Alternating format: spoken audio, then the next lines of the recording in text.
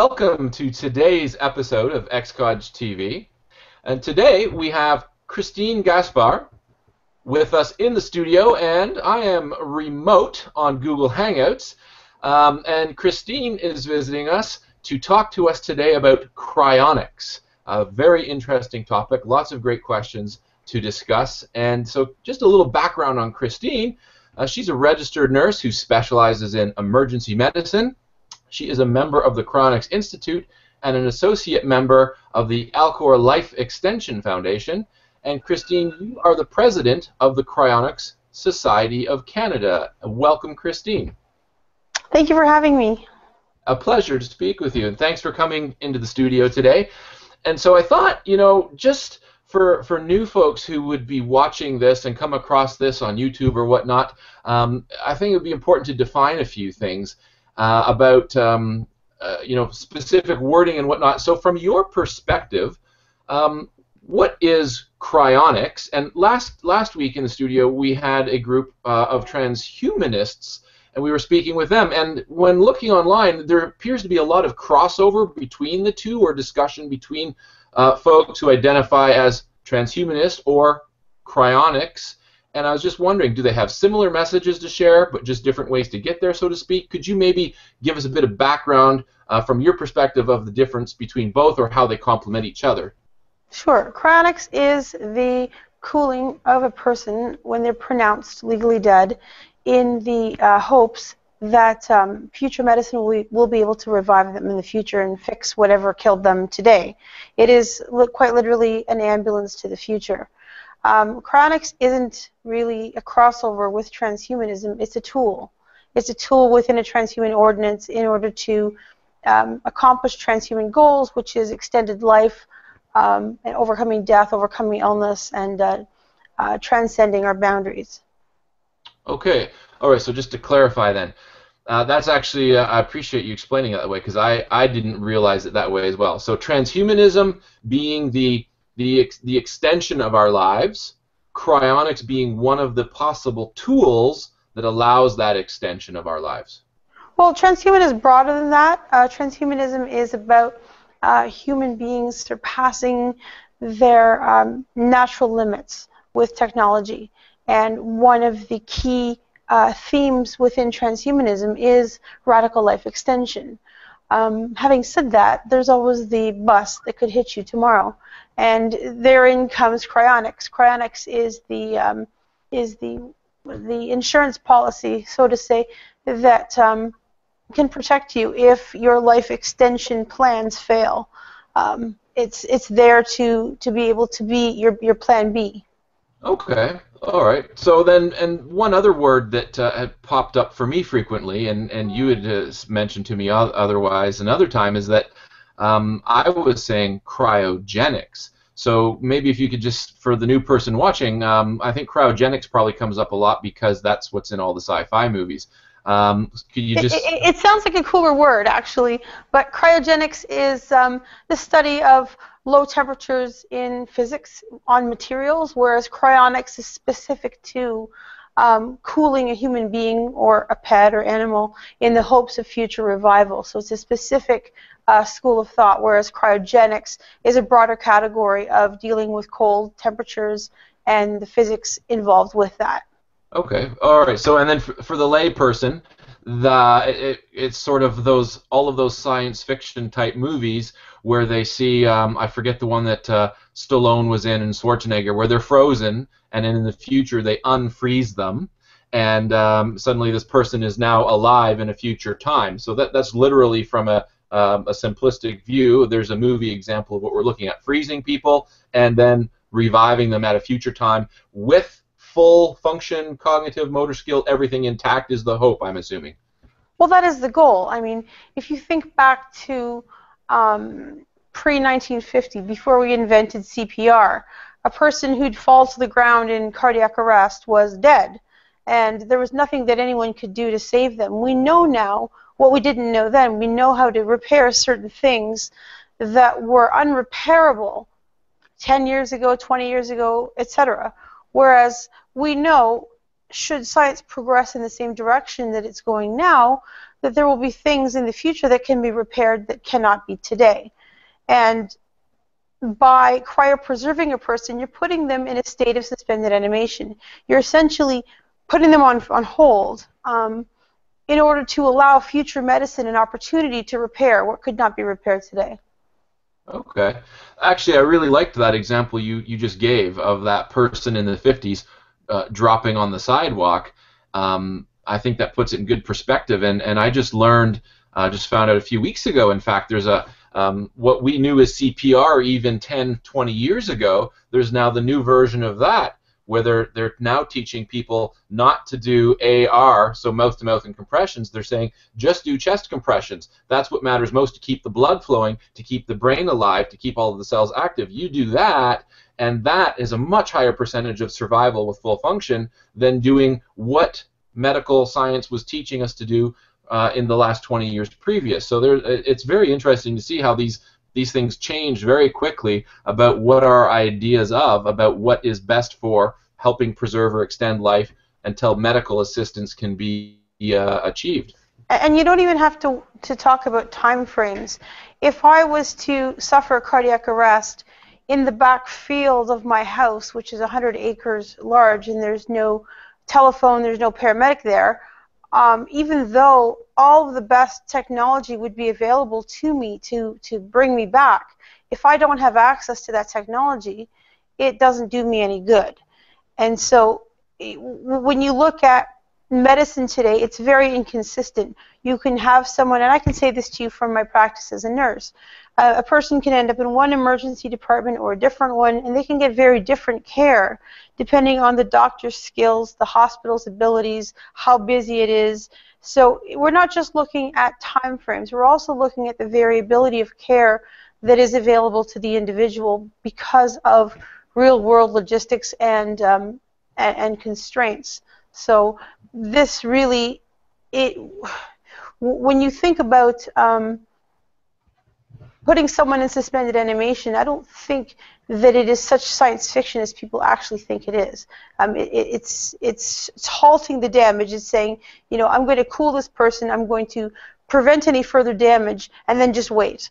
And it doesn't matter at that point how long that person has to wait. Once the technology exists to repair them and to bring them back, and not to bring them back as a 90-year-old or a 100-year-old decrepit, ill person, but to bring them back in reasonable health, then they can be successfully revived. Okay, you made an excellent point there. That concept, when I think a lot of people out there, when they think about living longer or you know, being revived after the fact, I know from chatting with just friends and family members, some people have the perspective of, well, geez, why would I want to live longer? Look at how poor quality of life is when you're older, because in their mind's eye, they're imagining the state of 70s or 80s in a nursing home and not being mobile.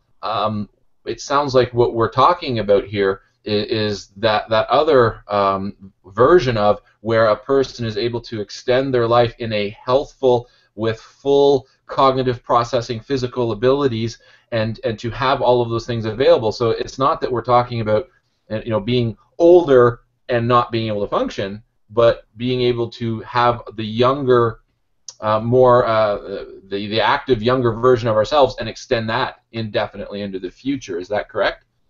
In proof of concept, the technology that will be required to repair the damage done by the cooling process, by the preservation process, by the dying process, by the illness, by the age of the person, in proof of concept, those things will require the same technology to repair. And so there really is no short-term goal of bringing a person back as quickly as possible. It's bringing them back when we can make things right, when we can make them healthy, and we can restore them to some sort of vigor and valuable life. Okay, so that actually leads us into our next question: is you know, why are you interested in and wanting to discuss cryonics in a public forum, and the work that you're doing with the Cryonics Society of Canada? It sounds like there's a bigger principle there, a bigger job to do in terms of, you mentioned earlier, medical standards, different doctors with different skill sets and whatnot, bringing all of that under a common umbrella of knowledge to advance those things. And then what is your personal why that that got you to this point? I think my personal why has taken me to nursing, and it's taken me to cryonics and an interest in science and what science is capable of, in the sense that I just do not want to end. And I know that that may not be a realistic goal, but it's a human goal. It's been a human goal for as long as we've written stories. I don't want to see my family end. And I know that cryonics is a very young industry, and I know that it's going to take people to develop it and to actually create the pioneering work that will be required to actually successfully bring people back. So, I mean, it's personal. I've signed up my family. I'm signed up. I cryopreserved my cat last year because, you know, she was the first to go. I speak of this not only because it interests me intellectually, but because I really, really, truly believe that this is our best chance. In absence of life extension technology preventing us from dying in the first place, which may or may not happen. It's difficult to tell, but it won't happen necessarily in my dad's lifetime or even in mine. And so until they can think of a better way of keeping me or giving me that chance to live longer, I'm going to stay with cryonics, and I'm going to do everything I can to make my chances as good as possible. And that includes advocacy, that includes getting in front of people and spreading the information so that more people are aware of it. More people means more support. More people means more ideas and more directions that we can go in so that we can realize this goal. And that's Okay, why Christine, I mean, yes. what you were just talking about there just really reminded me of an analogy, too, that you're really on the forefront of helping to advance what is known or understand. You're in the field doing the work that can be pushing the boundaries of what people believe is possible or accept as even something that can be done. And it just makes me think of centuries ago in medicine. I mean, the history books talk of the doctors who first suggested hand washing and sterilizing and changing patients' bandages. And those doctors were guffawed at, and even some of them made to be the laughing stock of the profession. And I mean, but today, hand washing and sterile bandaging is obviously one of the primary disease and bacterial growth prevention mechanisms. Yet for centuries, they thought it to be ridiculous. So it just really made me think how you commented on medical technology and medicine and advances, and you're there with your group and the society and other people around the world really working to advance the knowledge of what is possible in the same way that the doctors of centuries ago said, hey, hand washing and sterile bandages are the next thing that we need to do to preserve and increase life possibility and preserve the person who is having the current medical challenge. And I just thought that was so cool. That popped into my mind. I had to share that with you because you're doing great work then. Two ideas come to mind when you say that. The first is that what we're talking about with cryonics, we don't know how to reverse the process. It is not a guarantee. We are basing our projection of success on what we observe in medicine, what direction we observe it going in, and the fact that what we are doing is preserving the structure of the connectome, or the connections within the brain, that we postulate is the center for our consciousness. So we cannot prove at this point, with evidence that is available to us today, that we will be successful. We can theorize, we can provide evidence in current study, in current medicine, that leans in that direction, but it is still something that will require advancement and technology that we don't have yet in order to be realized. One of the things that is a leading idea for repair medicine, so the other end of the cryonics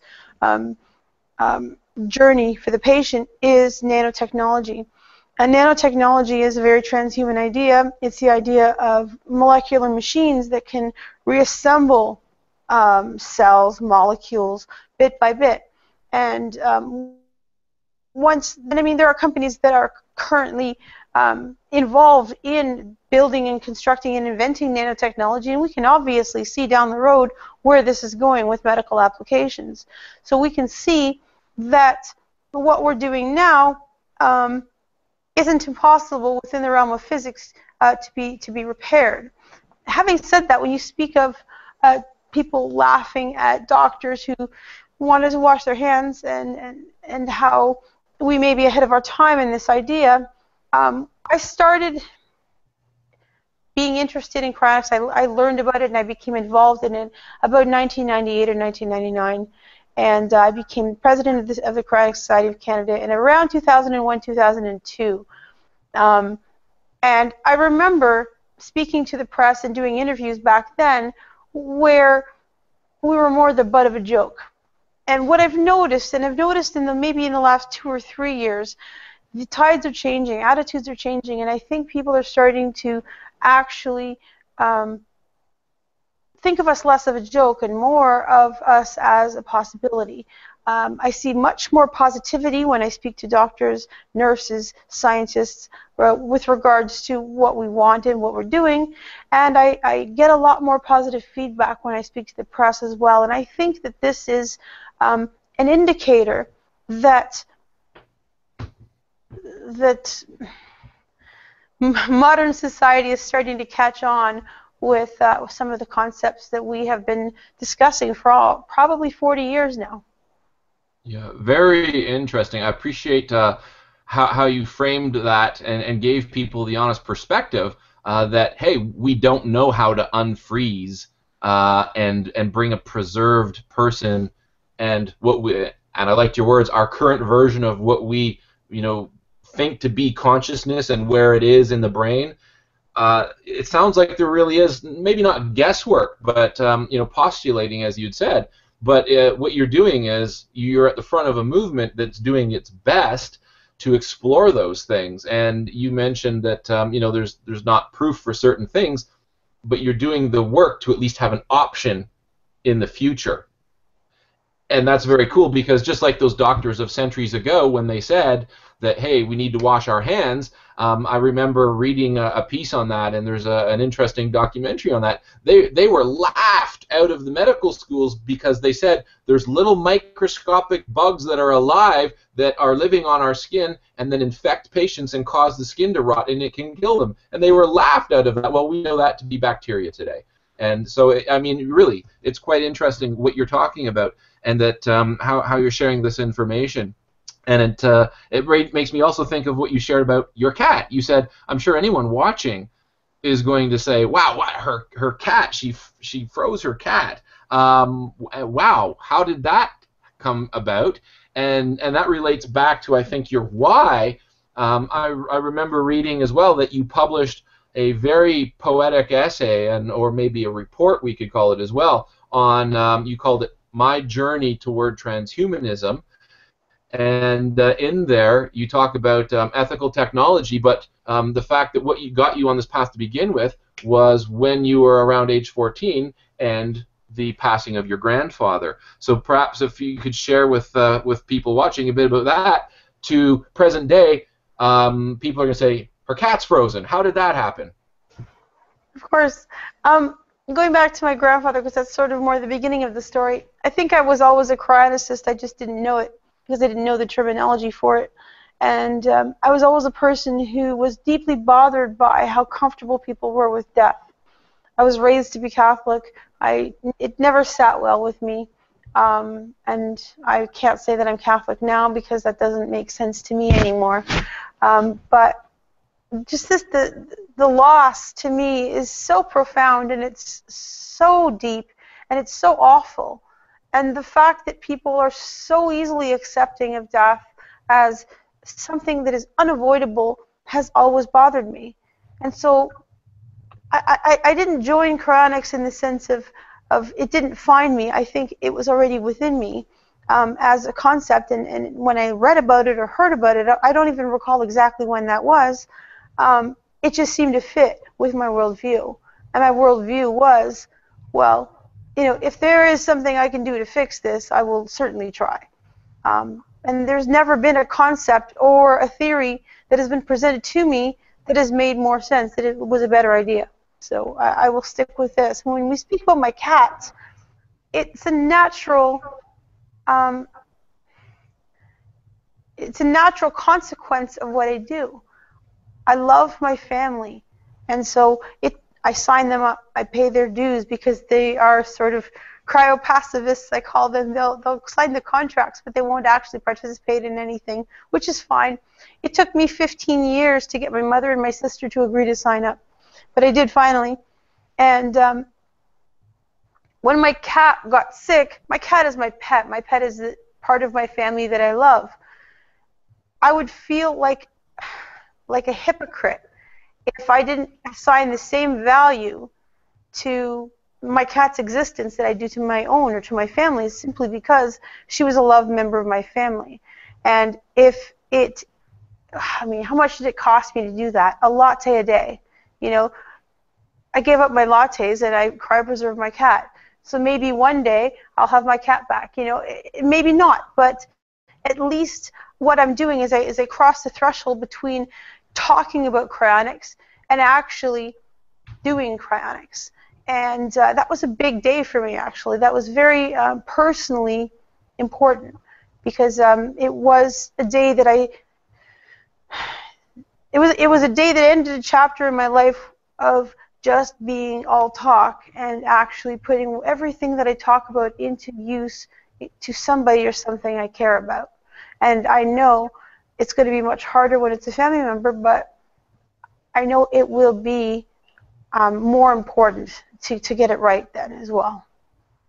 Yeah, it's very interesting. And just for anyone watching, we'll make sure to put a description, in the description box of the video, we'll make sure to put a link to Christine's essay on her journey towards transhumanism. It's a beautiful read and about her grandfather and these realizations, and it's quite interesting. It does, Christine, it generates a lot of thought process, and I quite enjoyed that, so thank you for that. Thank you. I also did a blog about my cat, so I'll give you the link for that as well. Oh, that'd be perfect. Okay, so Christine, just back to that concept of a second of your cat. I heard you say a latte a day, and so people are going to be sitting here watching the video and thinking to themselves, how did you do that? Like, how does that happen? Do you plan ahead of time? You take your cat to a ceremony? Did the cat pass naturally? And like, what was the cost? You said a latte a day. I mean, it sounds like for a trip to a coffee shop a day that people can have their pets at least into a cryonics program. And I'm thinking of my mother who loves her dogs. How did that happen? How did your cat transition, shall we say? Okay. Well, my cat was 13 years old. This was last year, and she ended up with some respiratory illness, and I took her into the vet, and it turned out through a series of exams that she had lung cancer. And once I found that out, I really wanted to treat her palliatively because she was suffering. And I spoke with Andy because my family, myself, we're all signed up with the Cryonics Institute. They have a package, if you call it that, with regards to pets. They have a pricing plan, and then they have a process that can be followed. So I am a nurse too. I do have some technical skill, and what I ended up doing was I called Andy and I told him what I wanted to do, that I wanted to cryopreserve my cat, and I knew she was going, and I wanted to put her, to euthanize her so that it would at least be a controlled death.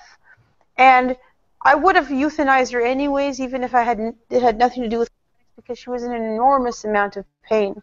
But at least with this plan attached to that experience, it actually gave me an outlet for some of my frustration with regards to her suffering. Anyhow, I found a vet who was willing to help me. That wasn't easy to do, actually. I ended up going to 5 or 6 different vets, and most of them wanted nothing to do with it. One of them offered to send me to a taxidermist, and at that point I thought I almost lost my mind on her. I don't think she quite understood what I was trying to do. I then spoke with the funeral director, just wondering if we could use their facility, and he said no because it's not licensed for pets, but he left me his card in case in the future we have human patients, which was a neat connection there. But anyhow, I found a vet who was willing to help me, and the vet was put in touch with Andy Zawacki at the Cryonics Institute, and he told her what the protocol was. And the protocol is basically to give the cat heparin, which is a blood thinner, moments before euthanizing her. And so they put an intravenous in her leg and gave her the heparin, and then she euthanized her. I got to say my goodbyes. And then we did some CPR to circulate the heparin. Actually, we allowed the heparin to go through her for about 2 minutes before she was euthanized as well. And then once she stopped breathing, we started to cool her, and we accessed one of the blood vessels in her neck. Because what you need to do is you need to get rid of that blood, because that blood clots up, and you need to replace it with a cryoprotectant. And the cryoprotectant is like an antifreeze. It prevents ice crystals from forming within the tissue, which is something that we do with humans as well. I can talk to you later about vitrification. So we did this blood washout at the veterinary office, and it was actually kind of neat because the other vet came in, and the assistants, they were all curious about what we were doing. And I remember the whole time I was completely professional. I didn't feel anything. I wanted to get this thing done for my cat. So we completed the washout and the vitrification process. We cooled her down to like in a container with ice, and then I shipped her to Michigan, where Andy completed the process of bringing her down to the temperature of liquid nitrogen. I actually drove to Michigan with my sister and my cat in the back. It was such a strange experience. I remember the drive on the 401 from here to Windsor, thinking, one day this is going to be family. And that was the most surreal, disturbing, sad, but hopeful experience of my life, making that mental switch, thinking, you know, it's going to be them next, and I have to mentally prepare for that possibility. But anyhow, she was accepted by Andy, and Andy completed the process of cooling her down to the temperature of liquid nitrogen, and she's in storage now. So that's how it happened. Wow. And then I cried. I broke down into tears after the job was done. Yeah, I'm just thinking of that process. It's definitely not for the faint of heart. I mean, you know, most people, there's something wrong, there's a challenge, and it's hospital and medical staff handle it. Wow, you had to get hands-on and find your own medical plan, your own cryonics plan for your cat, and you had to do the work. You had to find the people to help you, and then that blew me away when you said that you had to cool the cat down and then drive the cat. She had to be shipped to the facility in the U.S. to finalize the cooling process. I couldn't imagine, and I think it'd be so interesting for people watching this, processing that, and the challenging mentally, emotional, and psychological process that you would have to go through to make those decisions.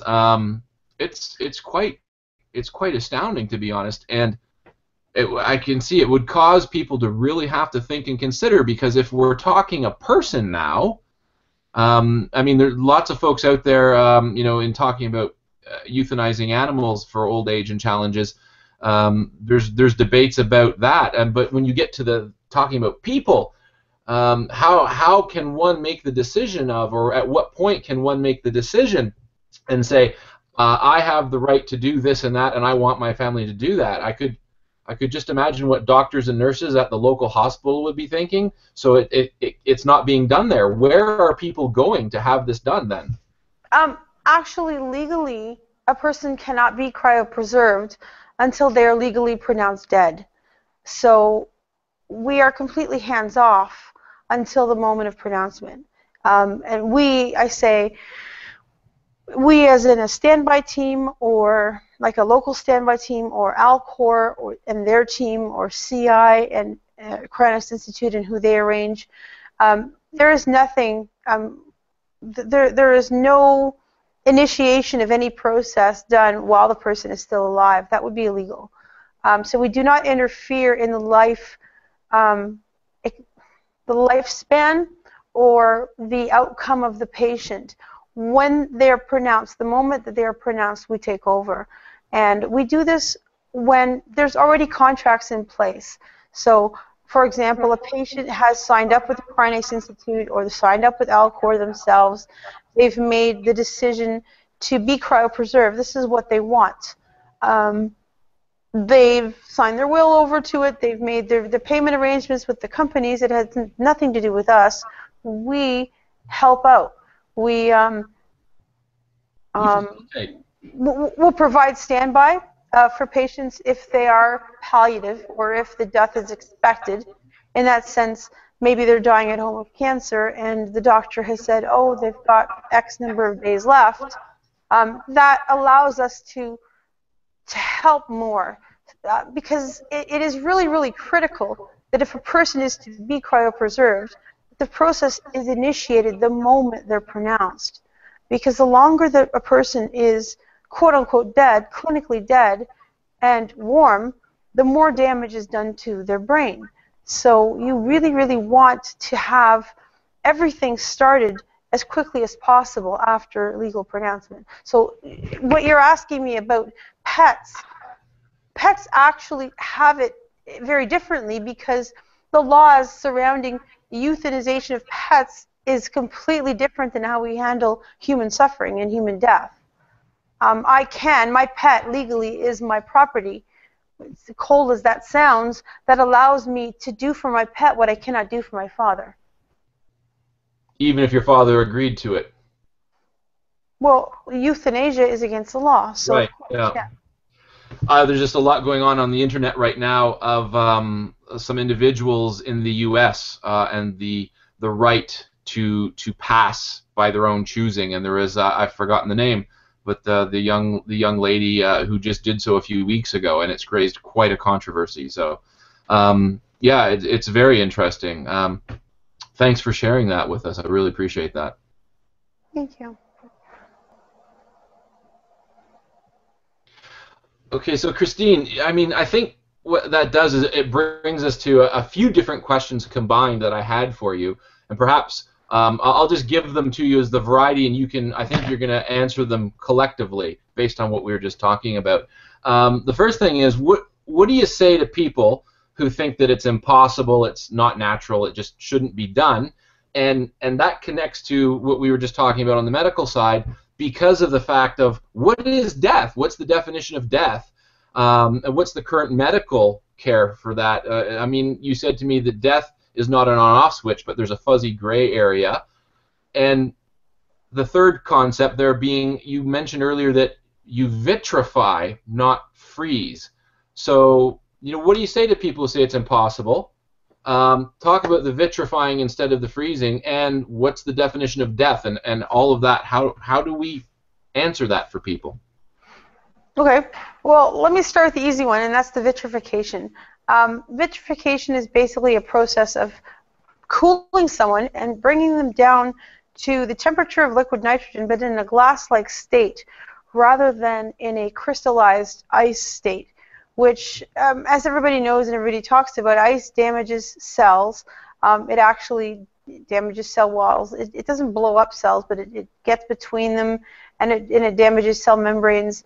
So by removing as much water as possible during the cooling process and the preparation, and replacing the blood with this vitrification solution, what you end up with is a solid glass-like structure that, when looked at carefully under a microscope, demonstrates a high degree of not viable because it's preserved, but tissue that's still very, very well intact.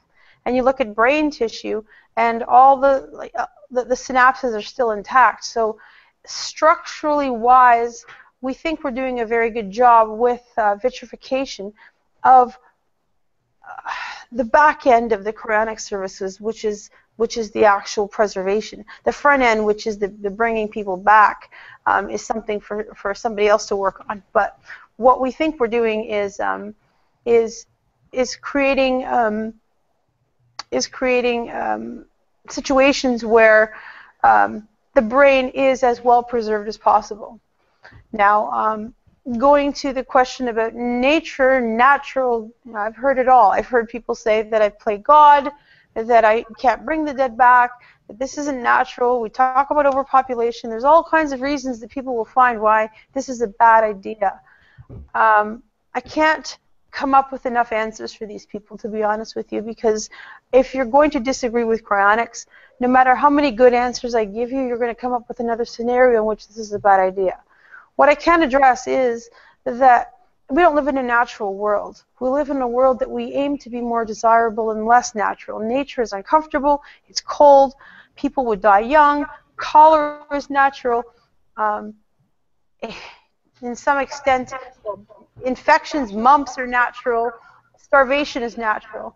What is natural and what is desirable are completely different things. And the fact that we're in a studio talking online in different locations and potentially broadcasting around the world demonstrates that we are constantly in competition with nature and that we are slowly overcoming it, which isn't a bad thing if it's done carefully and done with thought and done with care for our environment.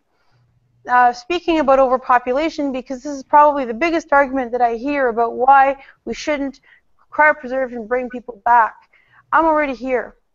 Okay, I'm not adding to the population by having unchecked number of children. So I cannot raise the population simply by being here. If you think that I should be removed from this earth in order to prevent overpopulation, then you also have to control uncontrolled fertility and birth rates that are greater than what people can afford to or can manage to care for. That is actually, unfortunately, the bigger end of that problem, not me staying on the earth that I already am in. So that is a bit of a sticky point for me because it also goes to the worth of a human being. If people are only worthwhile as long as they can, as long as they're living in the lifespan that people expect, then why don't we start calling them when they retire? I mean, I know that's a very cynical comment, but it follows along as a retort to comments that I feel are very cynical with regards to overpopulation and how I don't have a right to stay here as long as I need to be or want to be. It's possible that if I live to be 200 or 300, I might have enough experience and enough amassed intelligence that I could actually contribute positively to this planet and make it a better place. But anyways, now speaking, what was your other question? Well, we were just talking about nature, related to vitrification. Humans related to the concept of death. And death is not an on-off switch, but a fuzzy gray area. You had said, right, and that relates back to, how do we define where this can be done? There are three terms that indicate death. There's clinical death, there's legal death, and there's biological death. Clinical death is a pronouncement. It is a registered nurse or a physician, in certain circumstances a registered nurse, or in most circumstances a physician, saying, I no longer have the tools, nor the knowledge, nor the skill to fix you, therefore I will pronounce you dead at this time. And someone puts that down on a piece of paper, and that becomes your official time of death. Excuse me, that's legal death. Clinical death is cardiac arrest. We can fix clinical death. We can bring people back from clinical death all the time, depending on how damaged they are. Legal death is, as I said, a person pronouncing you, and it's an arbitrary thing, depending on how hard the doctor wants to work at resuscitating you, or how much skill or ability they have to do so, depending on the circumstances. Biological death, on the other hand, is when so much information is lost, such as decay of your brain or your body being mutilated or burned, when so much information is lost that you're irretrievable by any standard. So what cryonics intends to do or tries to do is it tries to intervene at the moment of clinical and legal death so that biological death doesn't happen. So you stop the dying process, and again, it's a gray area and it's a fuzzy area depending on how knowledgeable and skillful the medical team is as to at what moment in which you're pronounced within that spectrum of clinical death.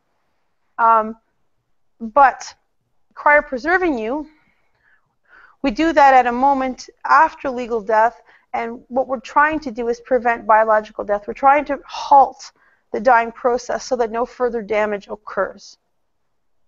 It's interesting. You made me think of a story of one of my good friends. Her grandmother was pronounced at the hospital, Mm-hmm. and I don't know if it was 2 or 3 days later, is in the chill room at the morgue somewhere in there, because there's that wait time, and they had already called all the family, made all the family funeral arrangements. People were coming from the UK, Europe, all flying in for grandmother's passing, and on, I think it was day 3, she moved and revived. And So she wasn't dead. pardon me? She wasn't dead. She wasn't, yeah, because so, and let's just to clarify, I heard you say that you use the words depending on how hard the doctor or team wants to work on you. I would think that some of my medical or doctor friends, my mom's a nurse as well, could be offended by that and to think, oh, well, what are you trying to say? We don't work on people hard enough. And I think what you meant by that is they may just not know and don't have the tools. And sometimes that's the case. Sometimes it is a case of motivation. If a patient comes in who's 100 years old, who's in cardiac arrest, I can guarantee you the medical team does not work as hard as they do on a 40-year-old. Wow.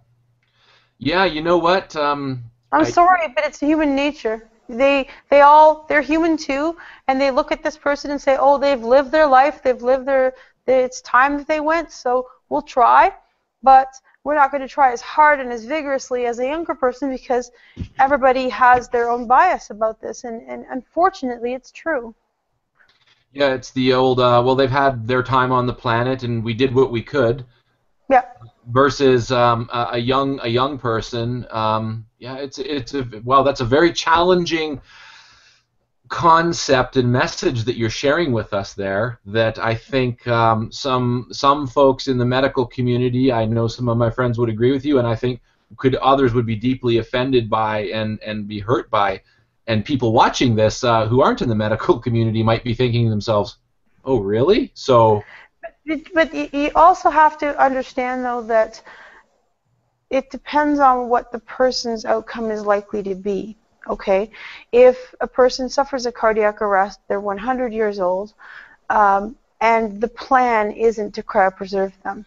Okay, and if we're not using hypothermia as part of our resuscitative techniques, which is a little bit controversial right now, actually, then the outcome that we're likely to get from a return of circulation is about 1 or 2 days of survival in the ICU, where they will then die of organ failure with multiple rib fractures from the CPR. Okay, so I mean, there is not a single cut and dry example that I can give you, and I don't say that doctors or nurses do this because they're bad people.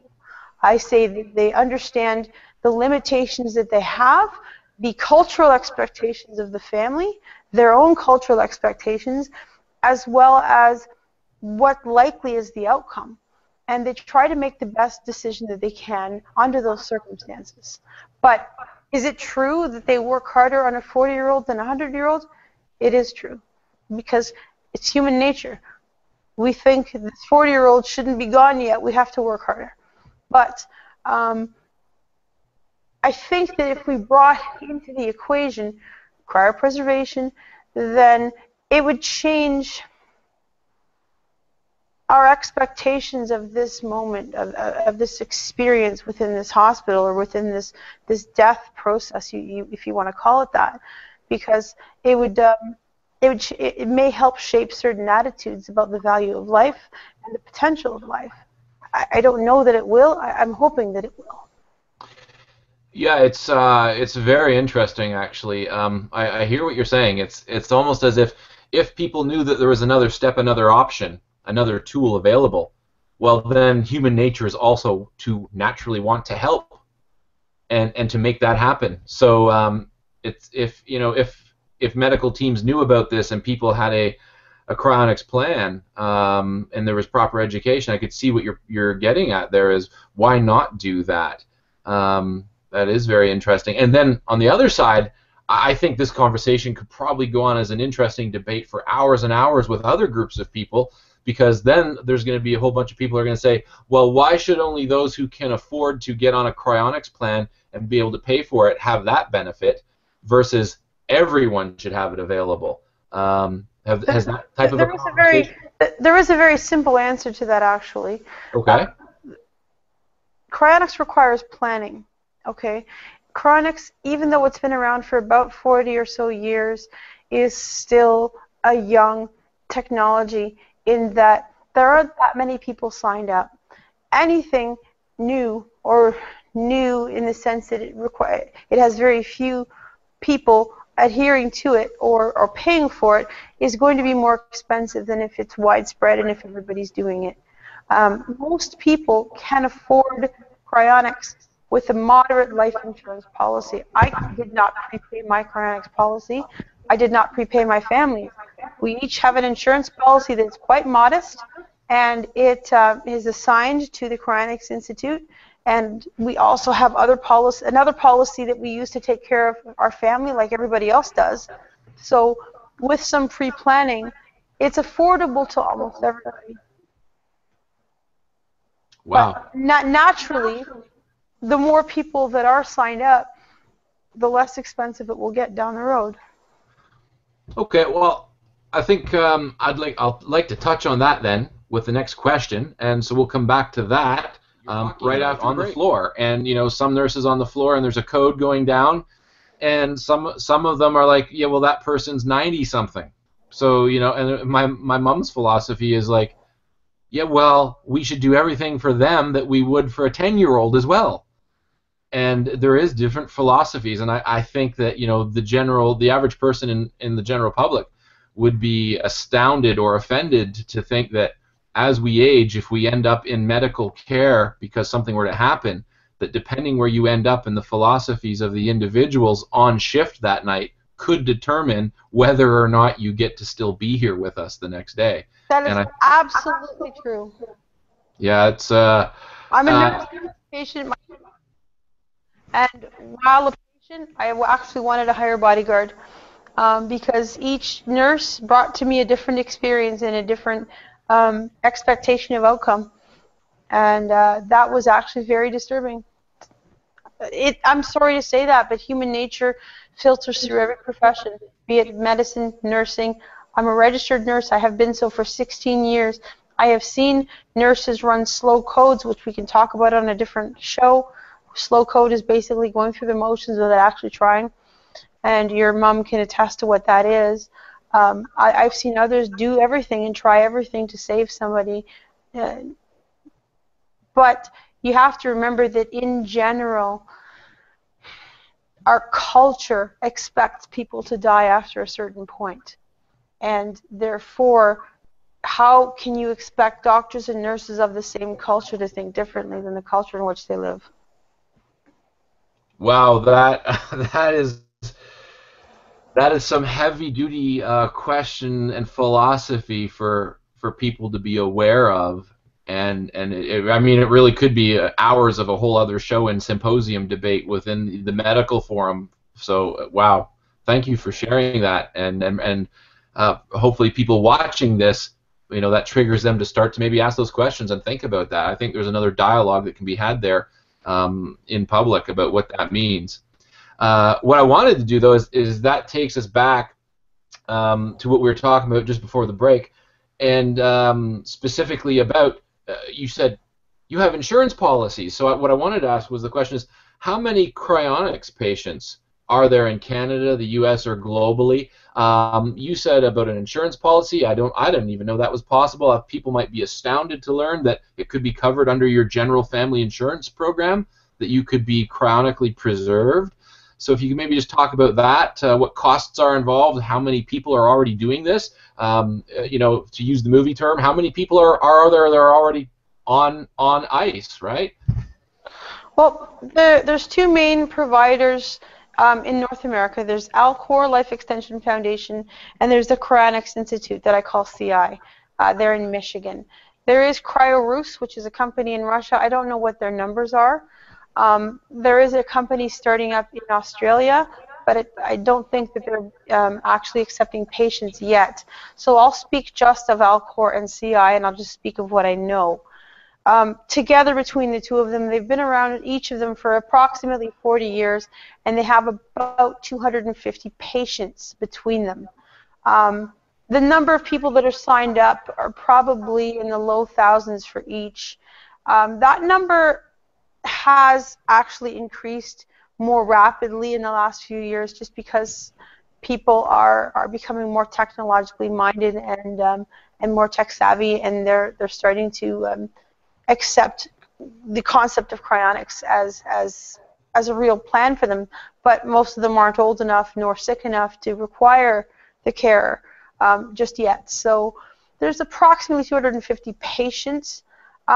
With regards to insurance, there are some insurers, and we're talking major standard insurance companies, there are some insurers that will balk at the idea of using a cryonics organization as a beneficiary of a policy. I won't name names, but if anyone's curious, they can certainly contact CI or Alcor to get the information on which are the most amenable insurance companies. There are companies that you can directly name CI or Alcor as a beneficiary or as the owner of a policy, or in certain cases, like I've done, you can simply get an assignment form where you assign a certain value of your policy to the cryonics provider, and that's like a lien on my insurance, technically, I believe. And then the balance is paid out to my family. So it's not a special insurance policy, it's regular insurance. It's just about who the beneficiary is. That's how it's done.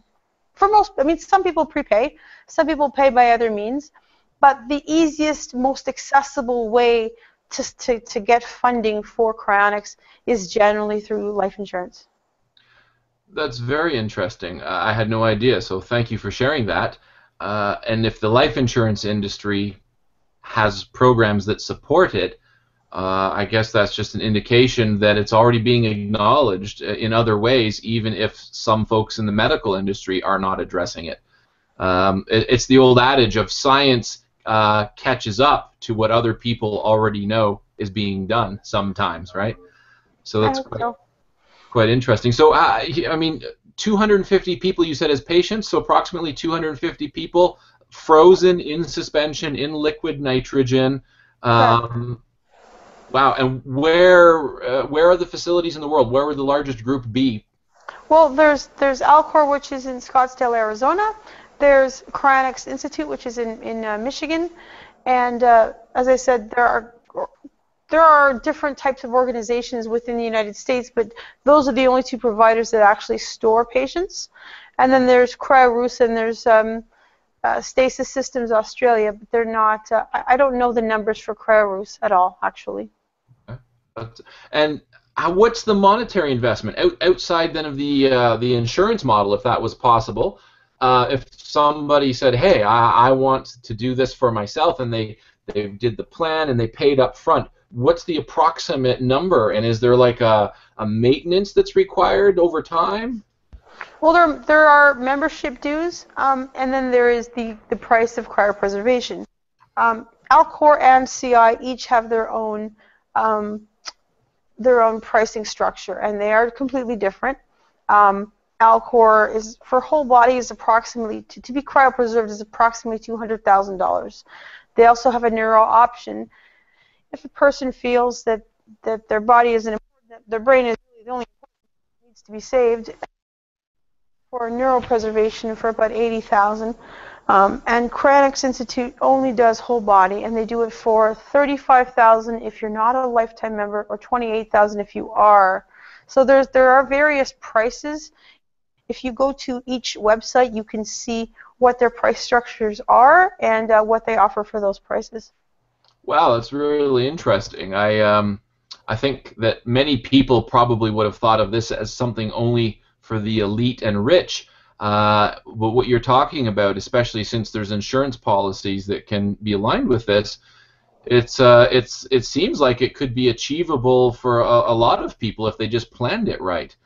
And it is. The key is planning. The worst thing you can do is want to be cryopreserved and not actually plan it and not actually go through the process of signing up, because they're very, I mean, for natural reasons, they're very reluctant to take on last-minute cases.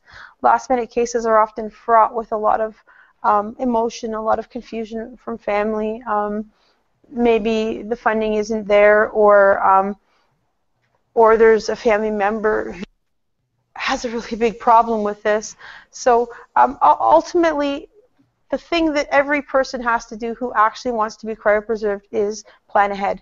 And they need to do this while they're still in good health, if possible.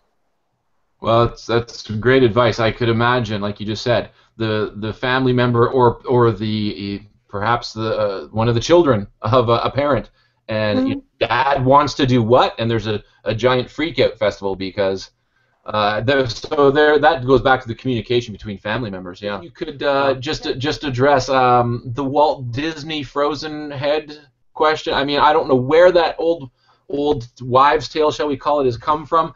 I had heard it. It had gone around sci-fi channels before, and I don't know why, but a lot of people seem to think that Walt Disney has his head frozen. Walt Disney was cremated. Sorry. Okay, so you've heard that rumor before? That I have. I just can't recall what the origin of the myth was. Okay, so the definitive right there, he was cremated. Sorry. Yep. Okay, thank you. And so we'll come right back after the break. Okay, so Christine, I just wanted to ask you then, looking forward, what are some of the biggest challenges that that you folks who are working at the forefront of the cryonics movement or industry, what are some of the biggest challenges or barriers that you're currently working against, and where do you see cryonics going in the future? Well, what we're currently working on is improving standby capability for everybody. If you look at the website, for example, for Alcor, they offer wonderful service where they'll come to your bedside and they'll provide standby and they'll provide all the services necessary. But when you think about how far Scottsdale, Arizona is from Toronto, that's several hours too long, in my taste. Equally with the Cryonics Institute, they don't offer a specific standby service of their own. You can contract through another company called Suspended Animation in the United States, but they don't come to Canada. And so a lot of the upfront work is do-it-yourself when it comes to organization if you're a CI member, and that helps them also keep their costs down so that they're affordable for everybody. So our biggest challenge in Canada is developing better standby, developing a team, developing equipment, developing training modules, supports, so that Canadians can have the best possible cryopreservation. This is done through team building at this time now. There is a group of us that is working together to create a standby team. It is not officially part of the Cryonics Society of Canada because we do want it to be separate from the role and the purpose of the CSC. But we're working towards standby. We had this past summer we had people from Alcor come and do a training weekend and bring us equipment. So we've inherited a bunch of wonderful equipment from them to attend to their own patients, of course. They promise their patients a standby, but it's good. What we've been able to do is to have a kit placed here in Canada so that there won't be any last-minute customs issues with regards to their medications or their kits or their equipment, etc., to expedite their service. On top of that, we're working to expand our service so that we can do better standby in Ontario and Quebec. I mean, we have to go a step at a time. We can't quite cover the whole country yet because of the size of the country, of course, and the concentrations and pockets of cryonicists and where they live. There's also an effort out in British Columbia. There's actually a law in British Columbia against the marketing of cryonics, and so there's a group of cryonicists in British Columbia that are attempting to overturn this law, which is a story all in itself and for another day. So we're also trying to help them fundraise for their efforts to be able to take this this law to court and challenge it on a constitutional basis. So our challenges as Canadians is making standby better so that we can aim for and achieve that right at the moment, right when that person's pronounced legally dead, having someone there to initiate the process, also supporting patients and their family members when they choose to sign up, you know, helping them through the process and helping them answer questions for them and providing support for them. So those are our major challenges right now.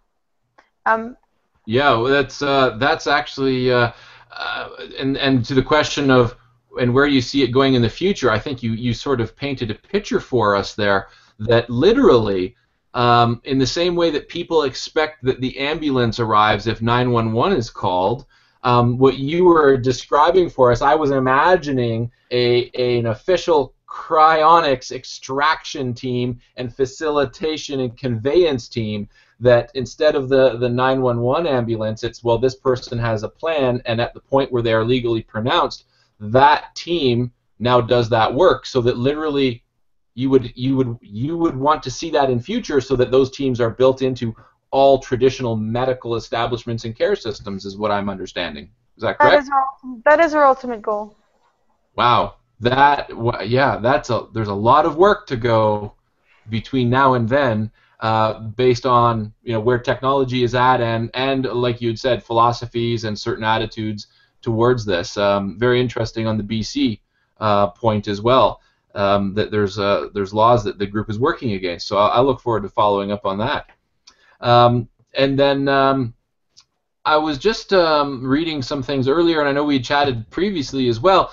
You have an upcoming guest appearance, I believe, is it at McGill University?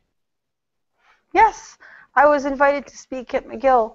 They have an academia week where they are featuring the frontiers of science, and they sent an email to the Cryonics Society of Canada asking for a speaker to come and present to their undergraduate science students cryonics. And so I'll be going the end of January. I think it's the 26th or 27th of January. I'll be speaking at McGill University. Okay, that's 2015. Correct. Yes. Yep, just for video purposes here. And so if anybody who's interested could obviously come and check that out if they were local to McGill University. But what I thought was so interesting about that is here we have one of the most highly recognized, sought-after universities in Canada is now holding symposium and conference, and they're inviting you to come. And much like we've dialogued here and spoken here, you're now going to be sharing with and teaching these things to their students. Slowly we permeate into regular culture. So.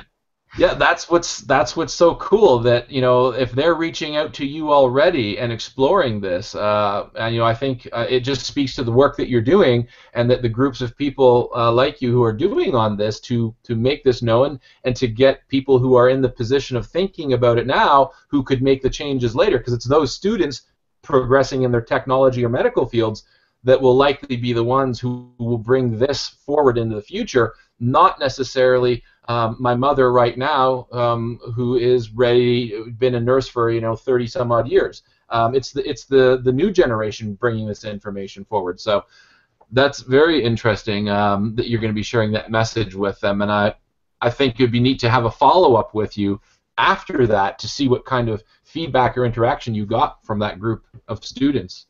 Well, I hope you can come so you can video it and be part of it as well. Oh, well, that'd be cool. We'll check dates on that. So we'll get right back. I think we're ready for wrap up here at the end of things. So we'll get right back just after this break. Okay, so Christine, it's been such an interesting interview and sharing with you and your personal experiences. It's just really got me thinking, and I just know there's going to be people out there watching this who are going to be thinking to themselves, wow, I got to look into this a little bit more. And so perhaps then, just in summary and closing here, if you could just sort of give us a little bit of guidance or direction. If a person wanted to look into this more, what steps would they have to do to look into getting cryogenic care so that they themselves could be preserved? How would they go about that? Well, I try to remain as nonpartisan as possible. Here in our group in Canada, we support Alcor members, we support CI members equally, and I don't want to give preference to one over the other. So often when I get calls from people who say, hey, my spouse, my loved one has cancer and we're looking at cryonics, what do you think we should do? I will always give them the information for both companies and then allow them to make a decision as to which is most appropriate for their needs. There are two major companies in the United States who provide cryopreservation and storage of human patients. One is the Alcor Life Extension Foundation, which is in Scottsdale, Arizona, and the second is the Cryonics Institute in Michigan. And if you want to get in touch with us, you can simply get in touch with us at the Cryonics Society of Canada. It's www.cryo, so CRYOCDN.org, and then there's a link there to contact us by email, and we can certainly help you. We can put you in touch with other members that are local. Some of us meet socially sometimes, or we do the planning, the standby planning, etc. So there is a network building within Canada that can certainly support the cryo-curious or people who want to join up. But I would always suggest that a person explores fully both the Cryonics Institute and Alcor and come to a conclusion as to which company they prefer, and then follow their lead, because they have very clear descriptions as to how they wish you to proceed with it when it comes to signing up on their websites, and you can call them directly as well. Okay, that's great. And of course, what we'll do is be sure to put in the description box below the video links to that information, so anyone who's watching can link directly back to you, Christine, to your group as well. You also have, I believe, a meetup group that you're looking at starting in Toronto for cryonics specifically. I know there's the Transhumanism group. Is there going to be a meetup group as well? There is one. There is one that exists that we primarily use as a vehicle for our standby planning. I mean, we have two social events per year. One is a winter party, and one of them is a summer barbecue where people sort of get together, and it's been going on for years in Toronto. But we try to use the meetup group as a way to organize our standby organization and preparation and communications. So that group does already exist, and people are welcome to join it. Okay, thank you for that. So lots of different ways that people can begin to explore this and learn more about it for themselves, and to take that very, as you'd recommended, a very analytical and logical perspective, and to see what's out there before they make any decisions. I think that sounds like great advice. So I just really wanted to thank you for taking the time to come into the studio today and to talk to us about cryonics and to share your personal thoughts and experiences. I know I've certainly learned a lot. It's got me thinking about many things that's going to generate a lot of conversations, and it was really fun and interesting, and I know for sure it's going to spark future conversations. So we look forward to having you back for other interviews as well, and to chat about this and maybe get some other sides and perspectives from people on the other side of the fence too. So we'll look forward to having you in future again, Christine. Thank you. Thank you very much for having me. Yeah, a pleasure. It was a lot of fun. It was awesome. So, thank you to everyone as well who's watching and been enjoying the segment. Be sure to make comments and get back in touch with us if you had questions on things, or with Christine. And that has been this episode of xCogTV. Thanks for watching.